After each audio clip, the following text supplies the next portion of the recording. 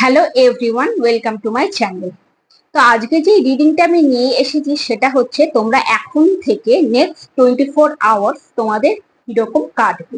ঠিক আছে, এইটা তোমরা যখন এই ভিডিওটা দেখছো তখন থেকে নেক্সট 24 আওয়ার্স তোমাদের ওভারঅল কিরকম কাটবে। তাহলে শুরু করা যাক। ফার্স্ট যে কার্ডটা এসছে সেটা হচ্ছে যে নেক্সট 24 আওয়ার্স তোমাদের এই ইনটিউটিভ পাওয়ারটা খুব স্ট্রং থাকবে। ঠিক আছে, তোমাদের যে সাডেন কোনো ফিলিংস এর ওপরে একটু তোমরা ধ্যান দাও।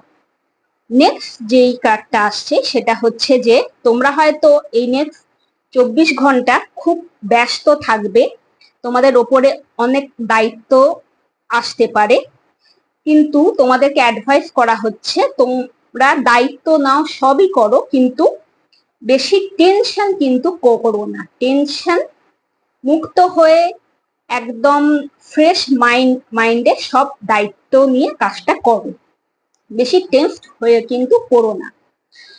আর তোমাদের থার্ড কার্ডটা যেটা এসছে সেটা বলছে যে আউটকাম কিন্তু খুব পজিটিভ হবে। ঠিক আছে, তোমরা একটা আশার আলো দেখতে পাবে, আর তোমরা একটা ইমোশনাল ক্ল্যারিটি পাবে, প্লাস পিসফুল কমিউনিকেশন পাবে।